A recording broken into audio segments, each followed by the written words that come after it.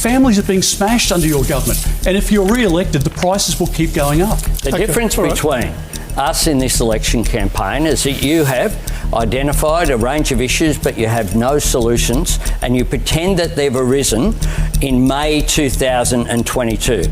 After a 5-week campaign that's focused heavily on Australians' falling standard of living, we're finally on the verge of deciding our next government. But can any of the contenders in Saturday's election fix an economy that's starting to look a bit broken? Hello, I'm Rebecca Jones. Welcome to the Bloomberg Australia podcast. I don't know about you, but to me, the last 5 weeks have felt more like 5 months. With our election campaign competing for attention with a global market meltdown and on again, off again, who knows what, trade wars. But we're nearly at the finish line. So this week, we're going to take a look at the economic realities facing whoever is elected come Saturday. To help me do that, I'm joined by Swati Pandey, who writes about the economy for Bloomberg from our Sydney newsroom, and Ben Westcott, our government reporter based in the nation's capital. Welcome back to the podcast, guys, and thank you for joining me in what I know is a huge week for the both of you. Thank you, Beck. Delighted to be here and looking forward to talking to you both. Thanks for having me, Beck. So, Ben, let's start with you. You've been in and out speaking to people in marginal electorates, which could well determine the outcome of the election this weekend. How are people feeling ahead of the big day? Look, I think there are people in the marginal electorates around the country who would be saying things that the major parties are keen to hear. On the Labor side, you do hear some people who say that Labor has dealt as best as they can with a difficult situation with high inflation and a cost of living crisis. There are many who say that they want to give Albanese another chance. But then there are also people who say that cost of living has been too high, the government hasn't done enough, and that they're disappointed by what Prime Minister Anthony Albanese has to offer. However, finally, there's also a large group of voters who don't say what the major parties want to hear, who are turned off both sides. They don't like Albanese, but they don't like the alternative in Peter Dutton. And what they want to see is a third choice. And so we're going to see a number of people who turn to minor parties like the Greens and the One Nation Party, in addition to people who will be voting for independents, who don't support either major party and just represent their own electorate. And what is behind this about-face from these voters? Well, this is part of a long-term trend in Australian politics. So at the last election, we saw the largest number of third-party votes not for the centre-left Labor Party or the centre-right Liberal National Coalition in the country's history. And basically, that means that people are turning away from Labor and Liberal and looking for different options, people who can maybe shatter the status quo a little bit, like people like Donald Trump has done in the US or Nigel Farage and the Brexit team have done in the UK. And what we're really seeing now is that if this trend continues and if this election potentially shows a government in minority afterwards for just the third time in recent years, then what we could be seeing is a real crisis of faith for the Liberals and for the Labor Party. It does make for a complicated contest, doesn't it? Swati, look, I feel like we're only minutes into this conversation and I'm going to drop the phrase that I reckon is just so overused, but maybe for not much longer, the lucky country. For years, the Australian economy has been admired on a global stage. Can you help describe what the key drivers have been that have created this so-called miracle economy? And more specifically, what has changed to make people feel like Australia's on a bit of a losing streak? I would say there have been 3 major pillars of Australia's economic growth. And I would use 3 words to describe them. That's population, China, and property. Australia has been running the biggest per capita immigration program in the world, jostling with Canada for the top spot. And our population has the largest proportion of migrants in the world. That just goes to show how important immigration has been for Australia's economy. Australia has also relied heavily on China's demand for iron ore and coal, which are our 2 biggest exports. And Australians have become extremely wealthy from rising property prices. Unfortunately, Australia has become a victim of its own success. So we did not use the wealth that we earned over the past 2 decades or so wisely. We have floundered the opportunities away. We did not think about a future where China will probably not be buying as much as they have bought in recent history. We have not thought about energy transition. In fact, for a very long time, we questioned if climate change was real. And we have not invested in building housing and infrastructure for our growing population.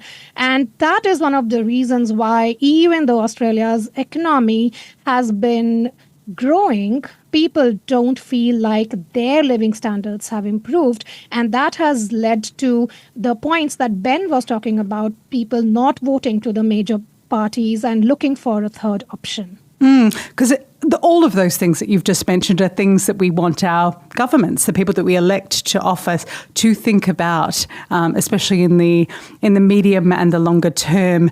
The rest of the world, though, to be fair, has also been doing it tough lately. Swati, what do the stats tell us how Australia is faring compared to other countries at the moment? So cost of living crisis is not just an Australian problem. On a number of developed world indicators, Australia, in fact, does really well. For example, it has among the highest average lifespans. And, more broadly, it's one of the most beautiful countries to live in. I migrated to Australia about 11 years ago, and I wouldn't want to live anywhere else. However, if we look at economic indicators and compare Australia with, let's say, Canada or even the US, then we don't look great. Monash University published an interesting piece of research recently where it compared Australia with other developed world nations across 80 indicators. It found that Australia's progress has either stalled or went backwards on more than half of those indicators, suggesting Australia is actually lagging behind its peers. So what that shows is that we are not doing very well economically, and if we do not fix that, then socially we are going to be worse off as well. And that leads me to the next question. What are our two major parties saying about this in over the last 5 weeks? Are they being honest with this situation that we're facing, or perhaps put another way, are any of them coming up with strategies that economists are actually applauding? So the short answer to your question is no. Economists have not been very impressed with what they have seen so far. In fact, this week, S&P Global Ratings warned that Australia's priced AAA sovereign rating may be at risk if election campaign pledges result in larger structural deficits. And that just goes to highlight the fiscal pressures that is facing the next government. Both the parties have really talked about various spending measures, so tax cuts, excise duty relief, student debt relief, and other measures like that. But there is not a lot in the way of revenue raising. And that is a big problem, especially at a time when we are in the midst of a global trade war. China's demand is coming off, as well as commodity prices. So, Ben, with what you were saying before about how many Australians are choosing to vote for someone who is not part of one of the major parties in Australia, the Liberal National Coalition or the Labor Party, are there any good examples over the last 5 weeks that you've seen of anyone offering anything that could potentially be a little out of the box or a solution for the future that we have in front of us? Yeah, absolutely, Beck. The centrist independents, known as the Teal Independents because of their colour scheme, which falls between the Greens and the blue-coloured Liberal Party, so a sort of centrist group of professional women, they want serious tax reform. And Allegra Spender, a MP for the inner city Sydney seat, has proposed a range of tax changes that she says economists have suggested that would give Australia a more stable income source and update our cracked and flagging tax system. But there are also other more extreme opinions. For instance, on the left, you have the Greens Party, who are calling for extensive changes, things like removing the tax breaks for property investors that have enabled Australians to accrue sometimes dozens of investment properties, things like changes to negative gearing and the capital gains tax. On the other hand, you have parties like Pauline Hanson's One Nation who are calling for major cuts to immigration to alleviate the housing crisis. So there are a range of options on the table for Australians at this election, not just Labor or Liberal. It really is a variety pack in 2025. When we come back, we'll hit on something Swati mentioned earlier. One of the big P's, property, and another one, productivity. Could either of these hold the key to keeping Australia's rep as the lucky country? You're listening to the Bloomberg Australia podcast. And welcome back to the Bloomberg Australia podcast. You're here with me, Rebecca Jones. And a reminder, you can listen to all of our past exclusive election 2025 conversations wherever you get your podcasts. You'll hear from experts in the field and from our brilliant team of local Bloomberg reporters, including my two guests today, Bloomberg reporter Ben Westcott and economics correspondent Swati Pandey. Ben, like all good discussions about the Australian economy, we would be remiss not to talk about property. How big of a part has housing affordability played in this election? The Essential poll on Tuesday, their final one for the campaign, found that housing was the second most important issue for Australians by a significant margin. And there's no doubt that for Australians more broadly, it varies between young people who are worried they're never going to be able to afford their own home and parents who are concerned that their kids are locked out of the housing market permanently. Now, this is a significant issue. Whether it benefits either political party is a major question. So while a lot of people are angry at the Labor government for, in their eyes, not having done enough to alleviate this housing crisis over the past 3 years, there's evidence that they don't necessarily believe opposition leader Peter Dutton when he places all blame for this housing crisis at Labor's door. And there is members of the community, particularly young people, who look at Dutton, who was a member of the coalition government over the past 9 years before Albanese, and say, why didn't you do more then? So it's a really kind of a pox on both your houses solution. Now, at this current election, they've both put forward pretty extensive plans to alleviate the crisis.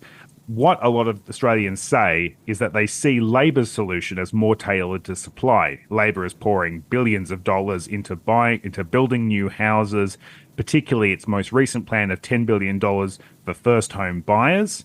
On the other hand, the coalition has promised to put in $5 billion for last mile infrastructure, that's sewerage, power lines, things like that, to outer suburban greenfields housing, which they claim would produce a large number of houses, but which actually doesn't put the specific money there for that. So housing supply is the big thing for most Australians. And I think both parties are going to be judged on that rather than the demand side issues, which a lot of people say just push up the price of housing without really providing any relief. So if housing's the number 2 issue, dare I ask, what's the number 1? Cost of living. Cost of living. Swati, this is where you come in. One thing we haven't heard a lot about in this campaign from either of the major parties is productivity, which, as you well know, has been lagging in Australia for years. Surely that's the key to our living standard increasing in the next few years, right? Yes, that's right, Beck. Productivity is a complicated topic that politicians do not like to talk about. Productivity growth has been on a long-term decline in Australia and a lot of the developed world as well. It has been growing in the US. One of the reasons that productivity is falling in Australia is because we are a very care-dependent economy, not a very manufacturing-heavy economy. We have not had a tax reform since the early 2000s. We have not been investing enough in manufacturing, in climate transition. There have been productivity commission reports which have given recommendations on what we should do. And while politicians of all stripes have said that these are important measures, it has been put in the too hard basket. Nobody wants to talk about them. Nobody wants to touch them because it is either too expensive or it is not something that is going to earn them votes. So that is one of the biggest reasons why Australians have been feeling like their living standards have been going backwards. It does feel like in this campaign there has been somewhat of a brushing over of some of these really big problems facing future generations of Australians. Ben, Swati, among the issues that we've discussed today, what do you think will be the single biggest tipping point for voters come Saturday? Ladies first, Swati. Thanks, Beck. So, look, this is the first election where young voters significantly outnumber those aged above 60. So, millennials and Gen Z voters are more than boomers. And what is the biggest problem that Gen Z and millennials are facing? It's housing. It's either their inability to enter the housing market or their inability to rent. Rents have been soaring. It's become unaffordable. And many young families, many young immigrant families have been struggling to buy a house or live somewhere near their workplaces. As a result, housing, I feel, is going to be a key topic, and how millennials and Gen Z votes is going to be really, really interesting because so far politicians have tried to lure the 60-plus population. There has not been a lot that's been said or done for the millennial and Gen Z voters. So this election is quite interesting in that sense. And Ben, for the last 40-odd days, you've been eating, sleeping, breathing, thinking about Australian politics. What do you think is going to be the biggest deciding factor for voters come Saturday? Well, I want to take us back to that phrase you used at the start there, Beck, lucky country. And obviously, as many people will know, that phrase originally was not meant as a compliment.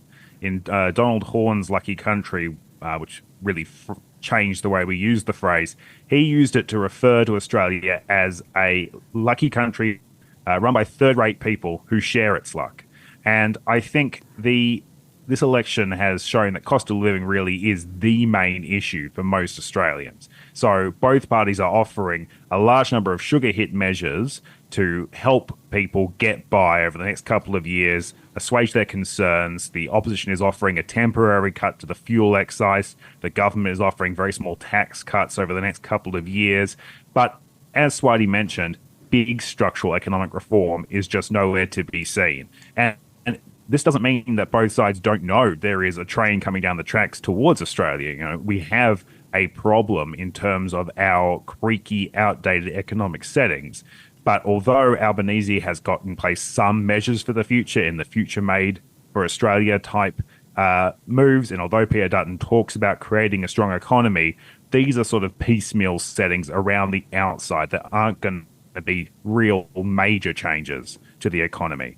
And I think although cost of living will be increasingly less of an issue after the election, inflation is coming down, interest rates are expected to come down, and these measures come into place will put more money in people's pockets. There's no doubt that the big questions are still left open after Saturday, May 3rd.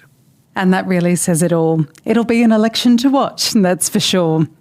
And you can do just that on Saturday, May 3rd from 6 p.m. Australian Eastern Standard Time, where the Bloomberg Australian newsroom will be blogging all the breaking news on election night, including a live results tracker, delivering global context to Australia's biggest night of the year, like only Bloomberg News can. And for even more analysis on the tricky road ahead, why don't you check out our brand new Bloomberg Originals documentary. It's called Why Australia's Miracle Economy is Failing, and it's out this week on YouTube. Thank you for listening to the Bloomberg Australia podcast. You've been with me, Rebecca Jones. This episode was recorded on the traditional lands of the Wurundjeri, Gadigal and Ngunnawal people. It was produced by Paul Allen and edited by Ainsley Chandler, Chris Burke and Adam Hay. Don't forget to follow and review the show wherever you get your podcasts, and sign up for Bloomberg's free daily newsletter, Australia Briefing. Go to bloomberg.com to subscribe.